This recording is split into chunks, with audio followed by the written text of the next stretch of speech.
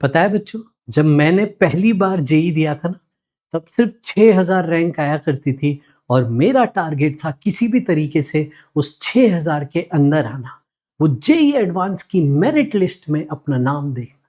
लेकिन मेरा syllabus covered बिल्कुल नहीं था, लेस देन 40% मेरा सिलेबस कवर्ड था। जब अगली बार मैंने जेईई दिया, तब मेरा टारगेट बदल चुका था। तब टारगेट था ऑल इंडिया रैंक 500 के अंदर आना, तब टारगेट था आईआईटी बॉम्बे जाना। और पता है दोस्तों, मैंने वो दोनों टारगेट अचीव किए दोनों बार। क्योंकि जेईई एडवांस की जो एग्ज़ाम है, वो सिर्फ आपका नॉलेज टेस्ट नहीं करती, आप कितने स्मार्ट हैं वो टेस्ट करती है। और ऐसे ही नहीं, आईआईटियंस को दुनिया की सबसे स्मार्टेस्ट ब्रीड कहा जाता है। जी हाँ बच्चों, आज हम जेईई एडवांस की स्ट्रेटजी पे बात करेंगे, एक 40 डेज़ का रोड मैप डिस्कस करेंगे, जिससे आप स्मार्ट तरीके से अपने आप का रैंक ला सकते हैं, अपनी ड्रीम आईआईटी तक जा सकते हैं और जिस भी लेवल पे हैं आप अभी, उससे बेहतर होना लक्ष्य है। लक्ष्य ये नहीं है कि क्या 40 दिन में मैं एआईआर टॉप 100 में ले आऊँगा, लक्ष्य ये है कि क्या ये 40 दिन मैं अपना जीवन बदल सकता हूँ, क्या इन 40 दिनों में मैं अपनी रैंक कई गुना बढ़ा सकता हूँ। तो आइए जानते हैं कैसे वो बढ़ाएँगे। सबसे पहले आज हम कवर क्या-क्या करेंगे वो मैं एक बार बता दूँ। सबसे पहले आखिरी 10 सालों का वेटेज देखेंगे, टॉप 10 यूनिट्स देखेंगे, ब्लॉक स्ट्रैटेजी समझेंगे, रिलेटिवली ईज़ियर टॉपिक बताएँगे उन बच्चों के लिए जिनका फिज़िक्स की अभी प्रिपरेशन स्ट्रॉन्ग नहीं है। क्या सॉल्व करना है डिस्कस करेंगे, मॉक टेस्ट स्ट्रैटेजी पे बात करेंगे, शेड्यूल क्या होना चाहिए और how to attempt paper with average preparation, इन सब बातों पे बात करेंगे। सबसे पहले ये लिस्ट एक बार ध्यान से देखिए। ये पिछले 10 सालों के टॉपिक वाइज टॉपिक क्वेश्चन जो पूछे गए हैं वो है। Topic in the list is ray optics. पिछले 10 सालों में इससे 31 सवाल पूछे गए। Electrostatics is the second number, thermodynamics, rotational motion, waves, fluids, MEC, EMI, AC, kinematics, nuclear physics, wave optics, gravitation, oscillation, capacitance, atomic physics. हमने मॉडर्न के अलग अलग चैप्टर्स को भी बाइफरफिकेट करके रखा है। Unit dimension, centre of mass, heat, experimental physics, electromagnetic waves, mathematics in physics, dual nature, laws of motion, kinematics, WEP और elasticity। बच्चों ये एक बार आप ध्यान से देखेंगे तो ये आपको एक ब्लूप्रिंट मिल रहा है कि हर साल किस टॉपिक से कितने सवाल है। इनका अगर मैं कंबाइंड एनालिसिस बताऊं तो ये बनते हैं top 10 topics of the physics. आइए इसको ध्यान से समझें।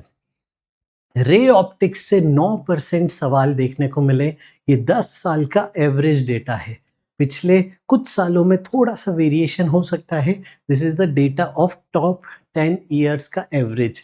मॉडर्न फिजिक्स से 9% सवाल, इलेक्ट्रोस्टैटिक्स, थर्मोडायनेमिक्स, ईएमआई, एसी को कंबाइन कर दिया जाए तो 8%, oscillation and waves 7%, rotational motion, unit dimension, errors, experiments, vernier caliper, screw gauge, vector, basic maths, इसको मिला के 7%, मैकेनिकल प्रॉपर्टीज ऑफ फ्लूइड और एमईसी।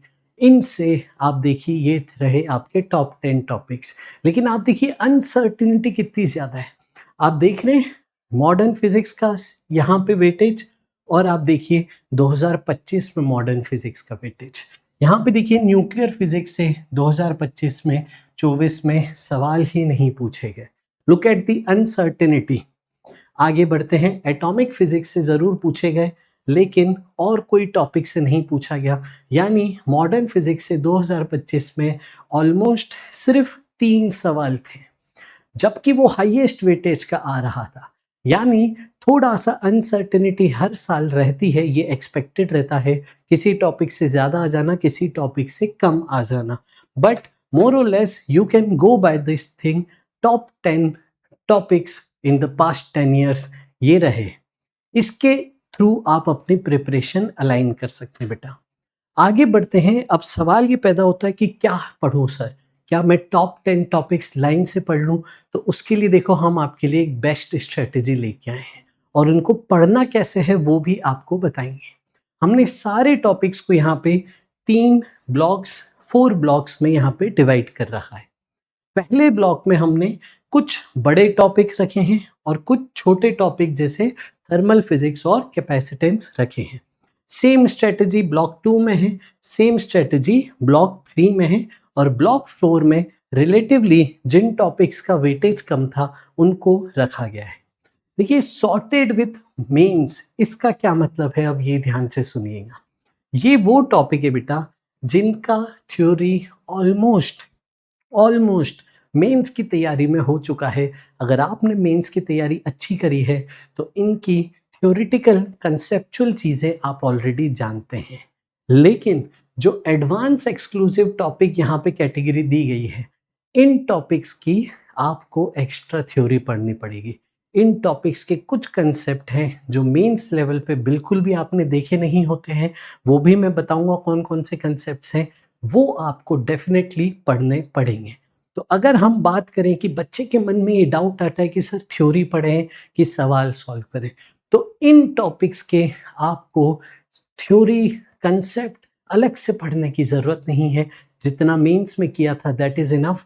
इन टॉपिक्स की डेफिनेटली अलग से थ्योरी रिक्वायर्ड है। जी हाँ बेटा, तो इन चीज़ों का क्या करेंगे, इन चीज़ों के लिए हम प्रॉब्लम सॉल्विंग पे फोकस करेंगे। सॉर्टेड विथ मेंस का मतलब है कि अब आपको प्रॉब्लम सॉल्विंग पे फोकस करना है और ना सिर्फ सिंगल करेक्ट, आपको different type of problem solving पे फोकस करना है, यानी मोर than one correct. Match the column, paragraph type, comprehension, matrix type आते हैं, एक ऑप्शन के मल्टीपल मैचिंग होता है। एक बार तो एडवांस में 3 मैच द कॉलम थे, कॉलम 1 कॉलम 2 कॉलम 3 मैच करना था। तो मल्टीपल सरप्राइजेस आते हैं, अलग अलग पेपर के पैटर्न के सवाल आपको इन टॉपिक्स के लिए अभी फोकस करने हैं। इन टॉपिक्स के लिए थोड़ा सा कंसेप्ट हर टॉपिक में अलग से पढ़ना पड़ेगा, जो मैं आपको बता देता हूँ। यहाँ पे देखिए, सॉर्टेड विथ मेंस, एक बार फिर से बता दूं, कैलकुलस प्रॉब्लम्स ये मेंस में नहीं किया होता है, ध्यान से समझिएगा। जैसे अगर मैं बात करूं यहाँ पे इलेक्ट्रोस्टैटिक्स, तो वेरिएबल डेंसिटी वाले सवाल मेंस में काफ़ी कम करते हैं बच्चे, यानी डिफरेंशिएशन इंटीग्रेशन के सवाल काफ़ी कम करते हैं बच्चे। तो वो आपको यहाँ पे फोकस करना है। आपके बेसिक चीज़ें कवर्ड है, लेकिन कैलकुलस वाले सवाल ज़रूर करिएगा, मोर देन वन करेक्ट, और जैसा मैंने कहा डिफरेंट टाइप ऑफ प्रॉब्लम्स पे आपको यहाँ पे फोकस करना है। अब बात करते हैं एडवांस एक्सक्लूसिव कौन कौन सी थ्योरी है जो हमें पढ़ना है।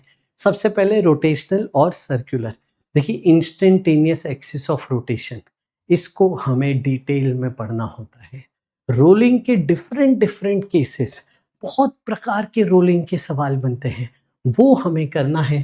कंबाइंड रोलिंग मोशन, जैसे हमने देखा है काफ़ी बार सवाल आए हैं, डबल रोटेशनल, 2 एक्सिस पे एक साथ रोटेशनल मोशन हो रहा है, मल्टीपल बॉडीज एक साथ रोटेशनल मोशन कर रही हैं, ये वाली चीज़ें आपको पढ़नी है। और rolling motion on moving planes, आपने ग्राउंड पे रोलिंग अच्छे से पढ़ी हुई होती है मेंस लेवल तक, लेकिन प्लैंक पे हो और प्लैंक भी मूविंग हो, ऐसी रोलिंग मोशन अभी आपने नहीं पढ़ी होगी। फ्रिक्शन के कैलकुलेशन, इन डेप्थ सवाल वो आपने नहीं किए होंगे।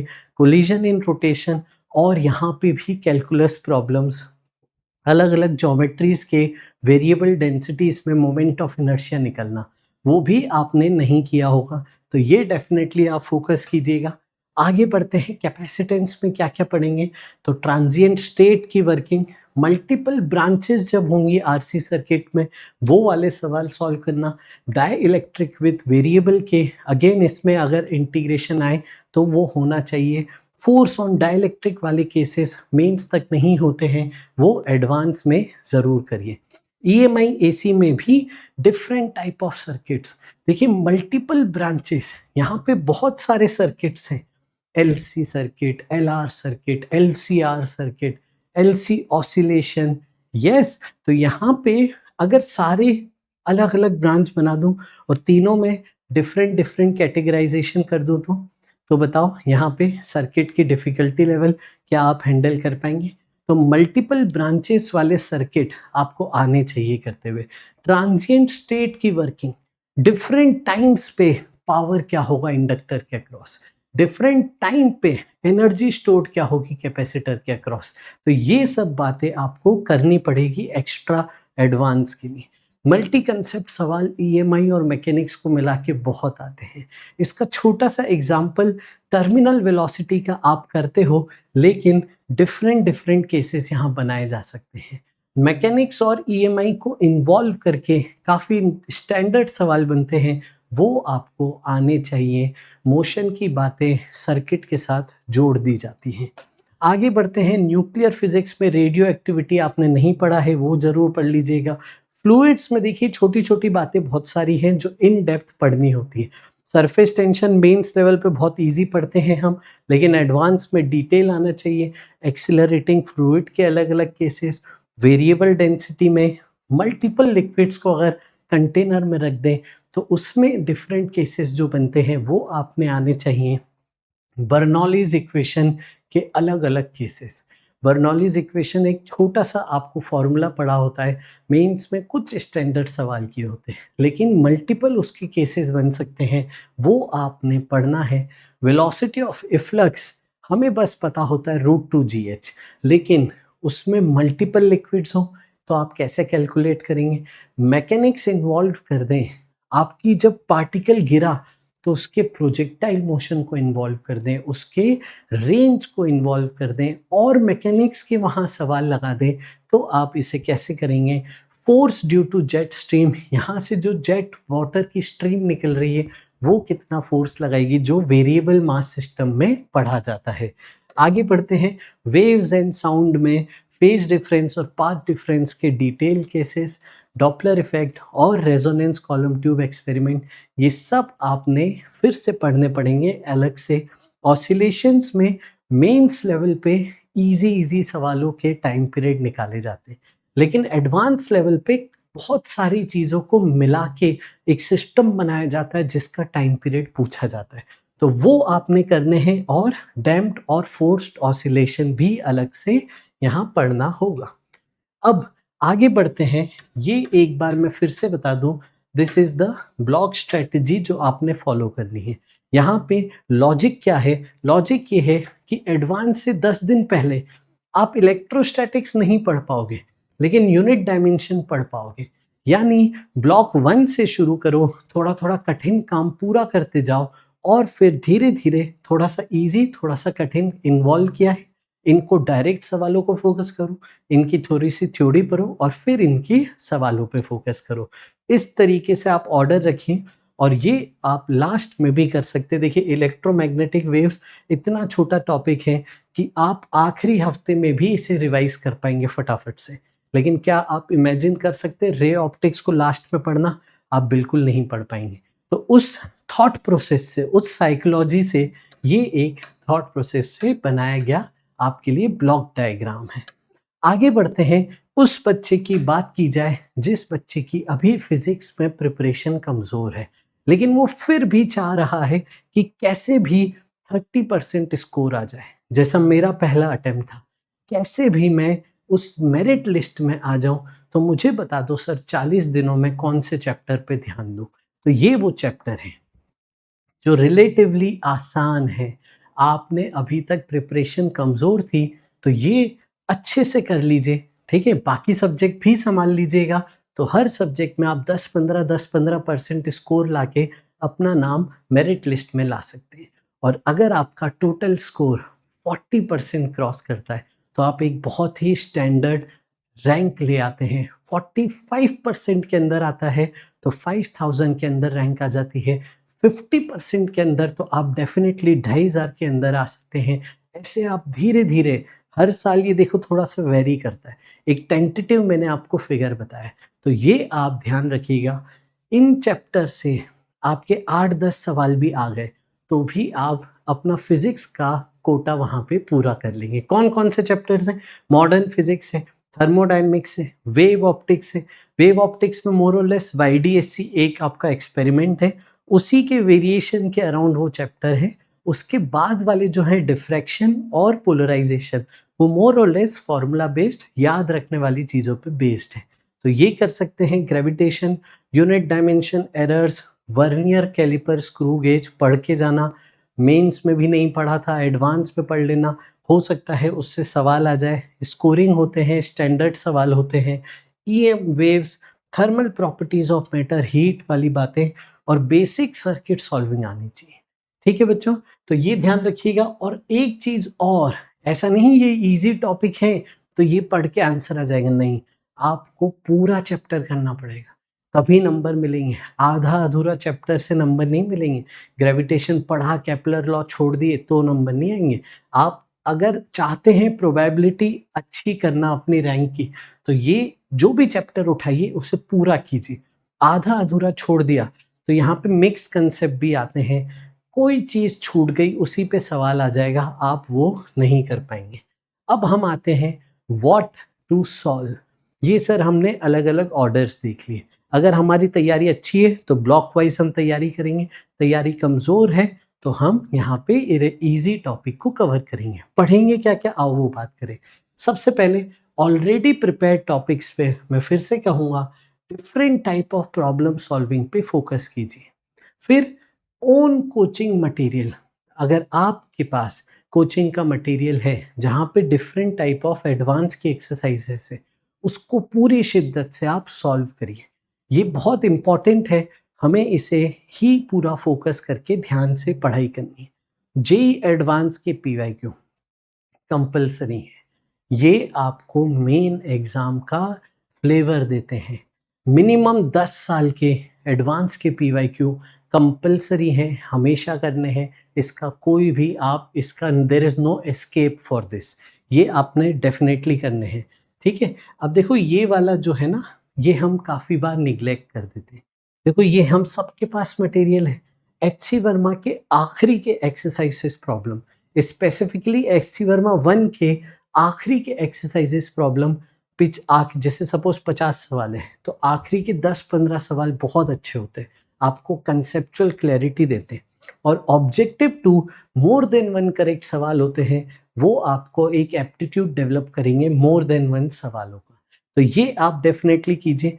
इरोडोव के सिलेक्टेड प्रॉब्लम आप कर सकते हैं, इसमें स्पेसिफिकली आपको कैलकुलस ओरिएंटेड सवाल काफ़ी मिल जाते हैं, तो उससे हमारा thought process, basic fundamental geometry की क्लियरिटी वो हो जाती है। और एक चीज़ ध्यान रखना, यहाँ पे पीएचडी नहीं करनी, मतलब आपने ऐसा नहीं करना है कि एक चैप्टर उठाया और इतने कठिन सवाल लग गए कि 5 दिन 6 दिन तक एक ही चैप्टर चल रहा है। नहीं, चैप्टर खत्म भी करना है और बहुत ज़्यादा कठिन सवाल सिर्फ उन पे फोकस करना गलत हो जाएगा, आपको कवरेज भी करना है, ध्यान रखिएगा। इरोडोव के सर एक कोई छोटा तरीका बताओ। देखो, I will tell you one interesting चीज़ जिससे आप इरोडोव की प्रैक्टिस कर सकते हैं। देखिए बच्चों, आप अगर मार्क्स ऐप पे जाते हैं, यहाँ पे लिंक डिस्क्रिप्शन में मिलेगा आपको, तो मार्क्स ऐप पे जाके यहाँ पे you have a very good surprise, यहाँ पे बहुत अच्छी चीज़ आपके लिए है। This is a Irodov problem book.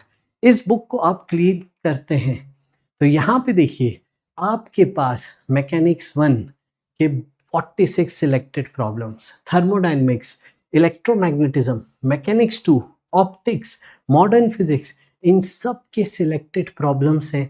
और देखो आपको और मज़ा आने वाला है। सपोज इलेक्ट्रोमैग्नेटिज्म में गया, ये सिलेक्ट किया मैंने सवाल, यहाँ पे उसके ऑप्शंस भी हैं। जी हाँ बच्चों, यहाँ पे उसके ऑप्शंस भी हैं, ये देखिए। तो इरोडोव पे इतनी मेहनत की है यहाँ पे, आप देखिए टीम ने यहाँ पे हर सवाल को ऑब्जेक्टिव में क्रिएट किया गया है ताकि आपको देने में मज़ा आए और आईआईटी वाली फीलिंग आए। तो this is a very important चीज़ जो आप लोगों को मिलेगी मार्क्स ऐप पे, वो डेफिनेटली जाके आप चेकआउट कीजिएगा। और आगे बढ़ते हैं नेक्स्ट। अब हम बात करेंगे कि ये चीज़ देखो, this is a non negotiable thing. हमें अच्छी टेस्ट सीरीज चाहिए भैया, हम एडवांस का एक माइंडसेट बनाना चाहते हैं। एडवांस आपने अनूप सर को काफ़ी बार बोलते हुए सुना होगा, it is not a selection exam, it is a rejection exam. तो what is a smartness here कि आप भी सवाल को रिजेक्ट करना सीखिए। देखिए प्रॉपर हैंडलिंग ऑफ पेपर आना ज़रूरी है। जो मेरी स्ट्रेंथ है मैं उस पे खेलूँगा। जो मुझे पेपर में लगे सवाल मेरी स्ट्रेंथ के बाहर है, उसे मैं तुरंत छोड़ूँगा और आगे बढ़ के जो स्ट्रेंथ वाले सवाल है उन पे फ़ोकस करूँगा। तो पेपर हैंडलिंग देखो बोलना बड़ा आसान है, जब तक एक्सपीरियंस नहीं करोगे आपको नहीं आएगी। टाइम मैनेजमेंट आप हो सकता है एक सवाल में इतना डूब जाओ, ठीक है? इतना खो जाओ एक सवाल में कि टाइम निकल जाए। तो ये सब सीखना बहुत ज़रूरी है एडवांस के सवालों में। Selection, rejection, mixed concept. देखिए यहाँ पे एक चीज़ समझिए, मिक्स्ड कंसेप्ट के सवाल आपको देखने को मिलते हैं। जैसे मैंने बताया ईएमआई और मैकेनिक्स मिला दिया जाए तो, मॉडर्न फिजिक्स और मैग्नेटिज्म मिला दिया जाए तो उसको कैसे करें? तो सबसे पहले आप ये माना जा रहा है कि मेंस लेवल आपका कंप्लीट है। मेंस लेवल पे आपकी मैक्सिमम चैप्टर्स कंप्लीट है, तो आप ये मिक्स्ड कंसेप्ट के प्रॉब्लम आसानी से हैंडल कर पाएंगे और जो सरप्राइज एलिमेंट होता है वो पेपर में ही समझ आएगा। पेपर ही आपको असली टेस्टिंग कराएगा। जब पेपर में मिक्स्ड कंसेप्ट दे दूंगा ना और आप कैसे हैंडल करते हैं, वही आपकी असली जेईई एडवांस की तैयारी है। स्पॉन्टेनियस और क्रिएटिव थिंकिंग हमेशा जेईई एडवांस टेस्ट करता है। और देखो रेलिवेंट टेस्ट सीरीज होनी चाहिए, बहुत आसान टेस्ट सीरीज नहीं होनी चाहिए। आपका बेसिक क्राइटेरिया है 20-25% आपके इजी सवाल होते हैं, इजी और इजी टू मॉडरेट। आपके 20-25% अगले मॉडरेट सवाल होते हैं और 40% अराउंड सवाल होते हैं जिसमें इन डेप्थ रिक्वायरमेंट होती है पूरी आपके नॉलेज की।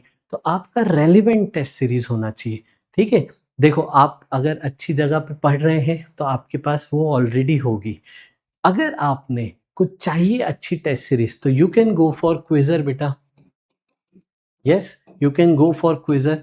मैं बता रहा हूँ क्विजर के जो एडवांस के टेस्ट सीरीज है उन सब के वीडियो सॉल्यूशंस मैं खुद बना रहा हूँ और एक एक सवाल इतना सिखाएगा ना आपको। तो this is a very relevant test series जिसे आपने ज़रूर ज्वाइन करना चाहिए। लिंक आपके पास होगी।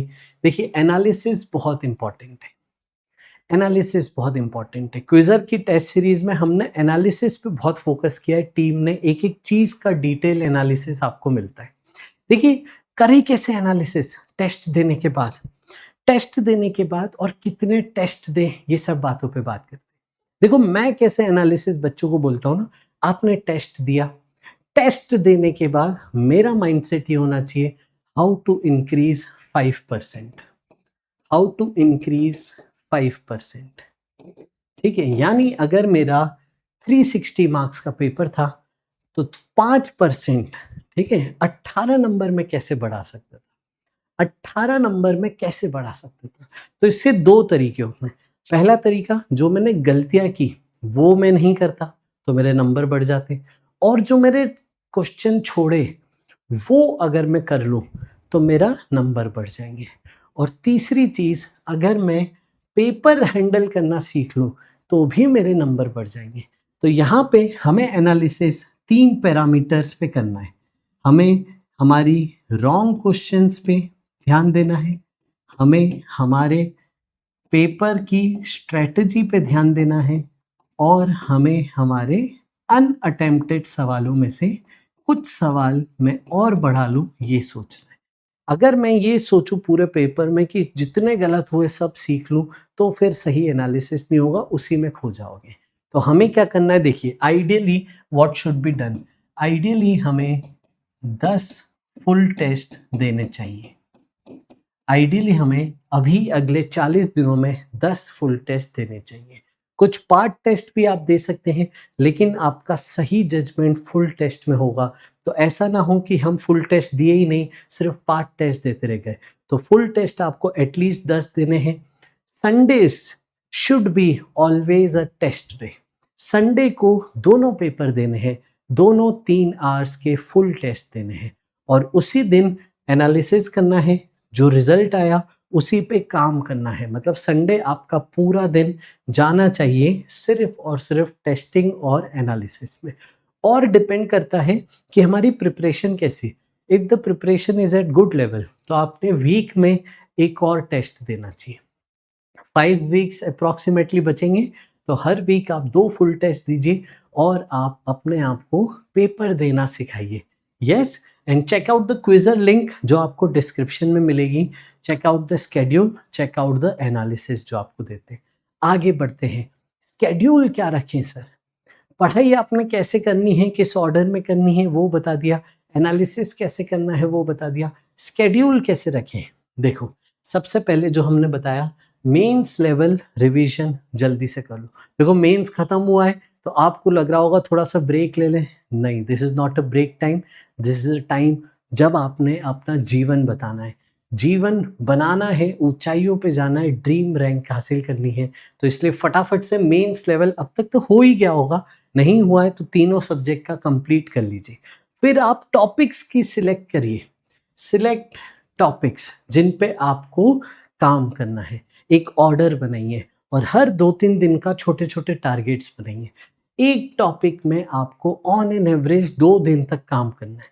कोई टॉपिक बड़ा होगा जैसे इलेक्ट्रोस्टैटिक्स हो सकता है, उसको 3 दिन लगे, लेकिन कुछ टॉपिक छोटे भी होंगे, यूनिट डायमेंशन, जो आपका 1 दिन में हो जाएगा।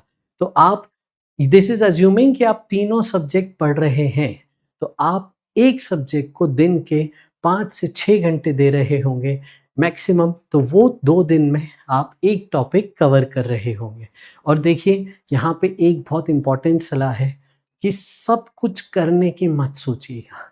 देखिए, आपको फुल नंबर नहीं लाने, 50% नंबर बहुत अच्छे नंबर होते हैं। 50% आप सही कर लेंगे तो आप बहुत बहुत अच्छी रैंक ले आएंगे।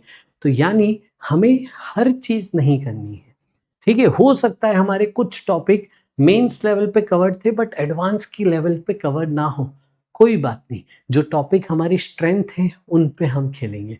याद रखिएगा, एडवांस में स्ट्रेंथ पे खेलना है। यस, तो ये चीज़ आप ध्यान रखिएगा। आगे बढ़ते हैं। देखिए, मैं आपको चाहता हूँ एक पेपर पूरा सॉल्व कराना।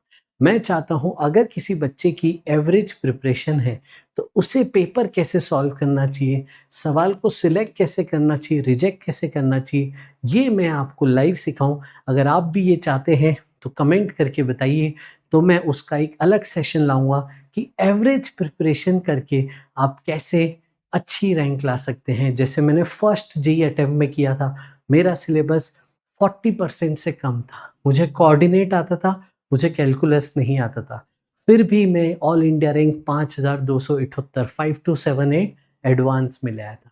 दूसरी बार जेईई दिया तो आईआईटी बॉम्बे गया था, तब हम टॉपर थे, लेकिन पहले साल हम टॉपर नहीं थे, हम एक स्ट्रगलर थे, लेकिन स्मार्ट स्ट्रेटजी से हम जेईई एडवांस क्रैक कर पाए थे।